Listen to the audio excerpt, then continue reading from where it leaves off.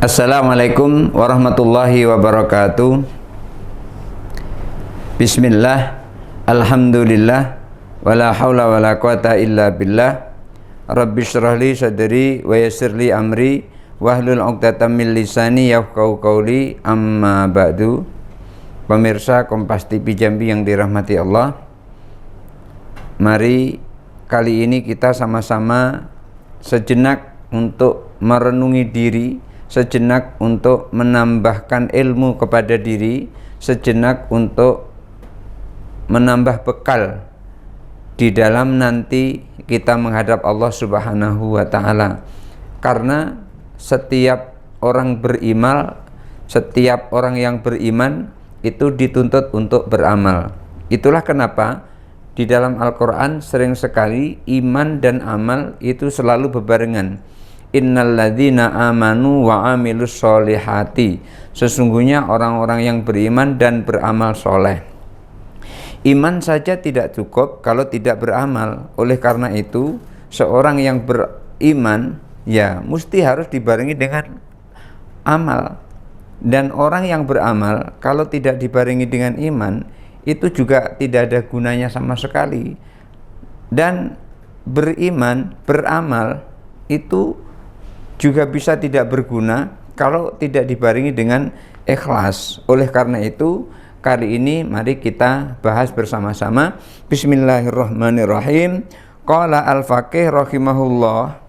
Al-faqih Abu Lais As-Samarkandi rahimahullah, beliau berkata, hadatsani jama'atun minal fuqaha'i, telah menceritakan kepadaku, telah berbicara kepadaku sekelompok jamaah ulama ahli fikih, sekelompok ulama ahli fikih telah berbicara kepadaku biasanidihim, melalui sanad-sanad mereka, karena keilmuan itu harus melalui bersanad. Makanya kita membaca kitabnya para ulama, bukan memahami hadis, memahami Al-Quran dengan pemahaman kita sendiri.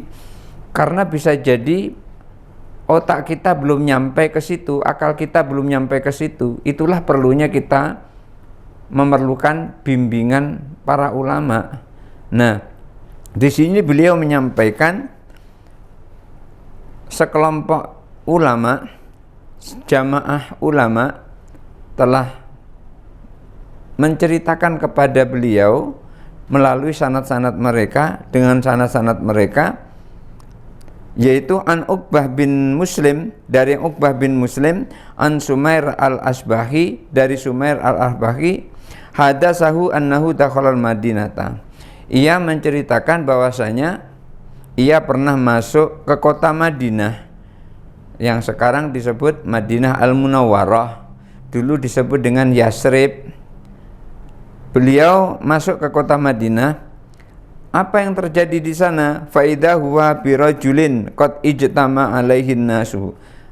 Ketika beliau masuk ke Madinah itu, tiba-tiba ia melihat ada orang laki-laki dikerumuni oleh orang banyak.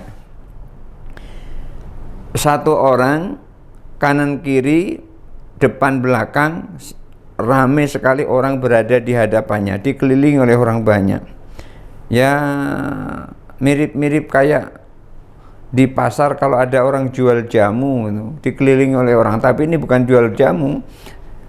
Kalau sekarang ini orang jual jamu dan memakai ilmu sulap, mereka pengen menonton, sanggup dia berdiri di sekitarnya, mengelilingi dan bahkan berjubel-jubel, saking inginnya, saking penasarannya terhadap sulap yang akan ditampilkan oleh penjual jamu itu. Tapi di sini orang yang penasaran, yang berjubel-jubel di kanan kiri orang tersebut, bukan pengen nonton sulap, bukan pengen nonton jamu, tetapi pengen memperoleh sebuah ilmu. Mereka berjubel-jubel pengen memperoleh sebuah ilmu. Beda dengan orang-orang sekarang. Ketika dikasih ilmu, ada ilmu di situ, ya perhatiannya separuh-separuh, 50-50, dan kadang-kadang lebih banyak ngobrolnya daripada mendengarkannya. Kenapa? Karena tidak terlalu butuh dengan ilmu. Beda dengan orang dulu, sangat butuh dengan ilmu, sehingga sanggup berjubel-jubel mengerumuni sumber ilmu itu. Nah, di sini ketika Uqbah bin Muslim memperoleh berita dari Sumair al-Asbahi, beliau menyampaikan bahwasanya ketika masuk ke Madinah, di situ ada kerumunan orang. Di tengah-tengah kerumunan orang itu ada seorang laki-laki. Seorang laki-laki dikerumuni oleh banyak orang. Lalu beliau bertanya, fakultu, aku bertanya, man hadza, siapa orang yang dikerumuni ini? Tanya Sumair al-Asbahi radhiyallahu an. Faqalu, lalu orang-orang yang ngerumuni itu menjawab pertanyaan Syekh Sumair al-Asbahi. Qalu, orang-orang itu menjawab, Abu Hurairah. Yang berkumpul di sini semuanya ngerumuni Abu Hurairah. Ternyata ada ulama besar namanya Abu Hurairah datang ke kota Madinah, di situ dikerumuni oleh banyak orang. Nah, apa yang terjadi dengan terjadinya sekelompok orang mengerumuni Abu Hurairah di kota Madinah itu, di mana Sumair al-Asbahi penasaran apa yang akan didapat? Mari kita perhatikan apa yang akan lewat berikut ini.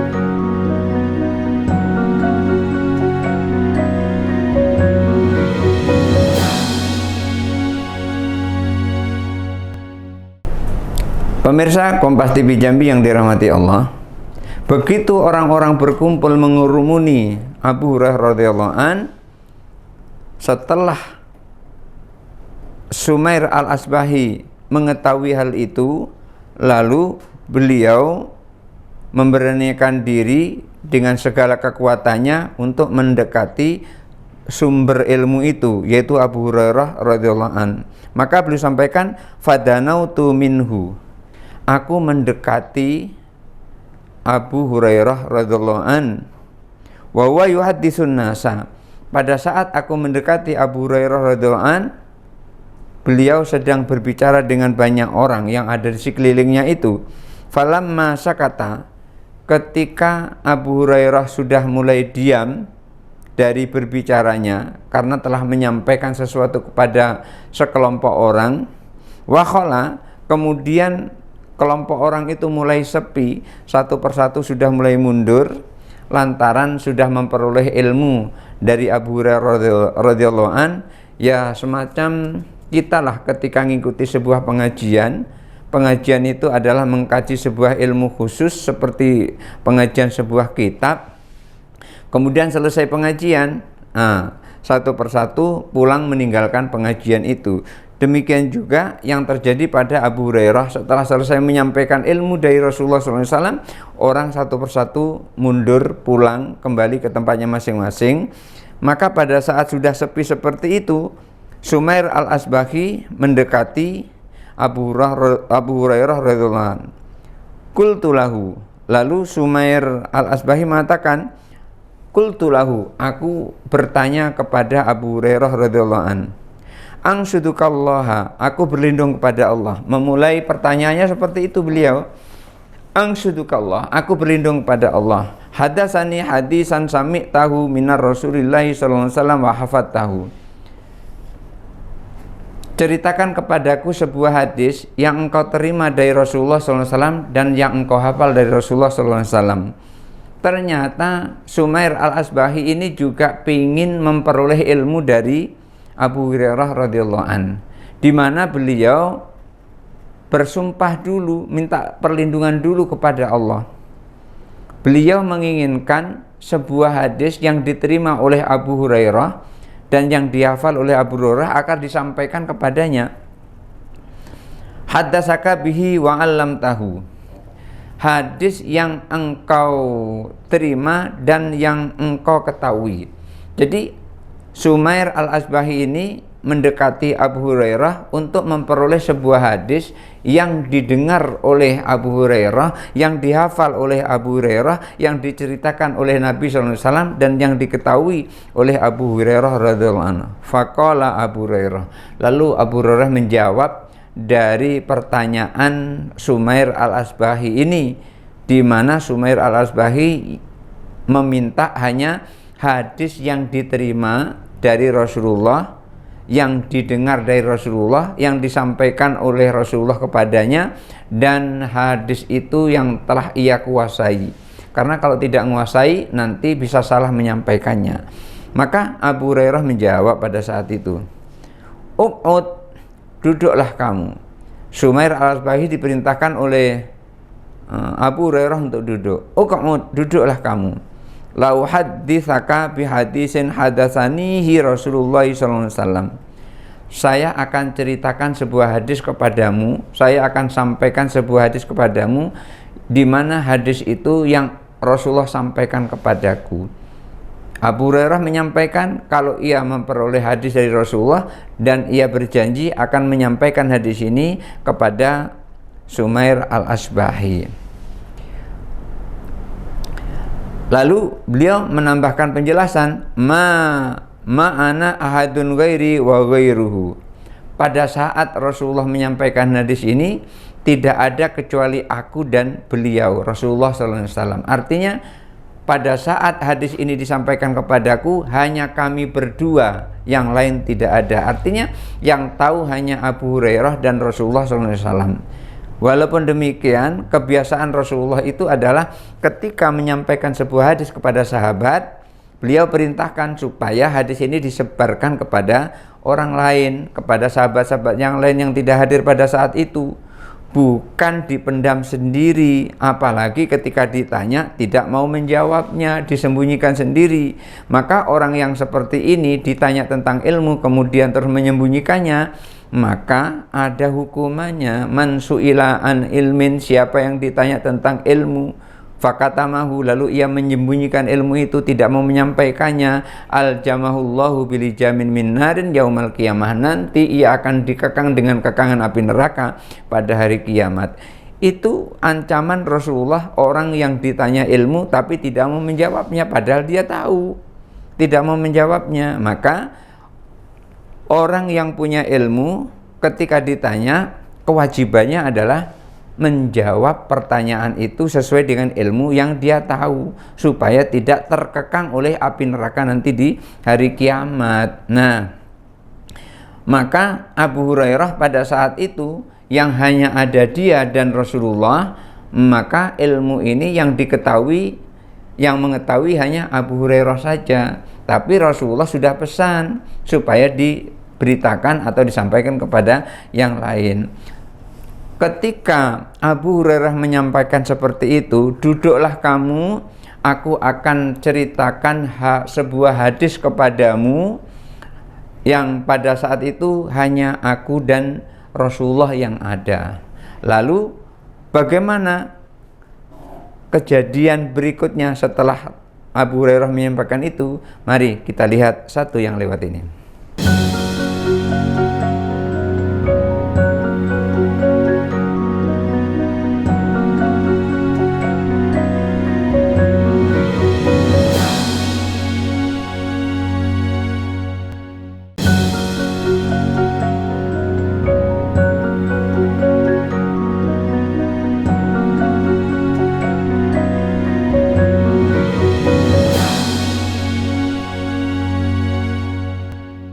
Pemirsa Kompas TV Jambi yang dirahmati Allah, ketika Abu Hurairah menyampaikan kepada Sumair al-Asbahi, duduklah, aku akan sampaikan sebuah hadis yang aku dapatkan dari Rasulullah, aku akan sampaikan kepadamu, yang tidak ada pada saat itu kecuali aku dan Rasulullah saja, hanya kami berdua yang tahu. Maka pada saat itu summa nasagho nasgotan, tiba-tiba Abu Hurairah tersedak maksudnya adalah syahkotan, terengah-engah, tersedak, terengah-engah, artinya sudah sangat berat.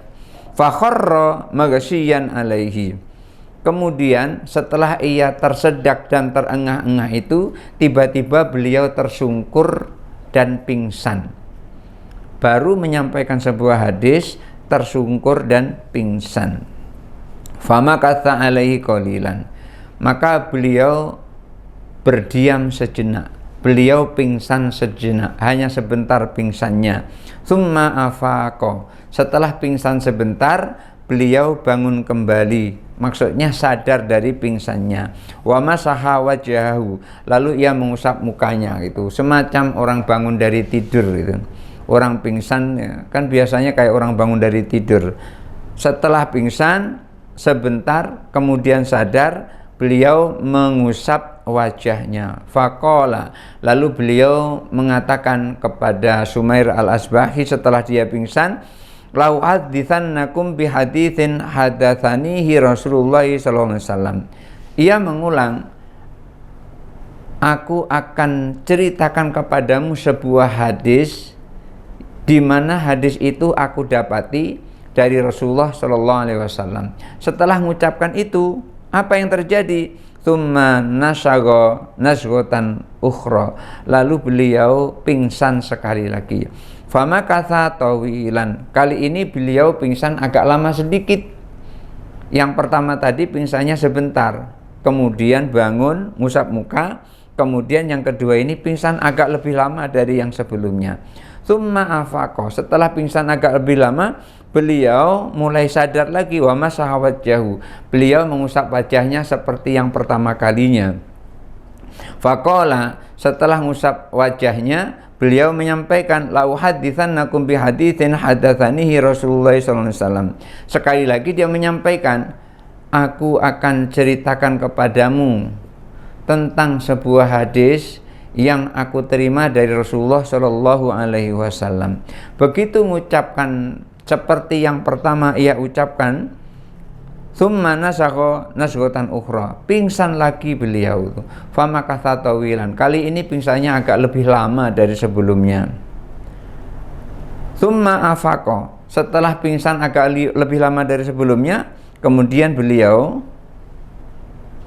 bangun atau sadar dari pingsannya. Wa masaha wajhahu. Lalu beliau mengucap wajahnya kembali.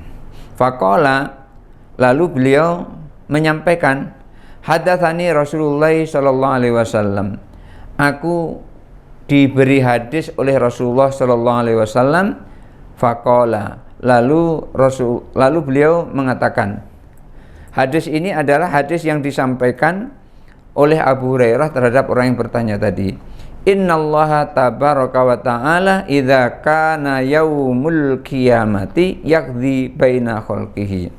Sesungguhnya Allah subhanahu wa ta'ala, Allah tabaraka wa ta'ala, nanti ketika hari kiamat telah tiba, yaqdi baina khalqihi, akan memberikan keputusan kepada para makhluknya. Jadi setiap makhluk, setiap manusia, mulai dari Adam sampai zaman Nabi SAW, akan diberi keputusan oleh Allah subhanahu wa ta'ala nanti di hari kiamat.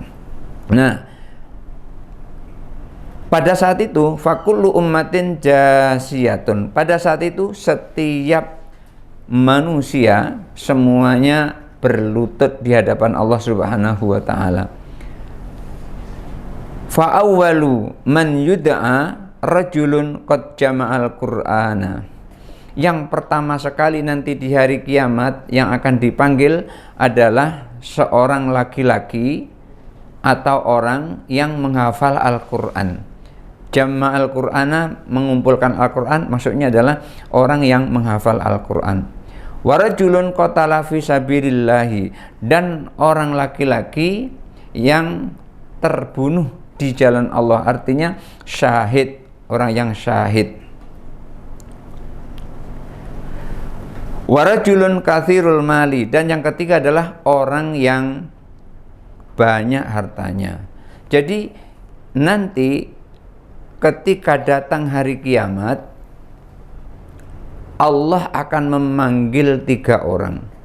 3 orang ini yang pertama adalah orang yang hafal Al-Quran, qari, orang yang suka menghafal Al-Quran. Ini akan dipanggil oleh Allah Subhanahu wa Ta'ala. Setelah Allah memanggil orang yang sudah hafal Al-Quran 30 juz ini, orang yang kedua yang dipanggil adalah orang yang meninggal atau syahid, orang yang berperang di jalan Allah, kemudian dia syahid, meninggal dunia pada saat dia berperang.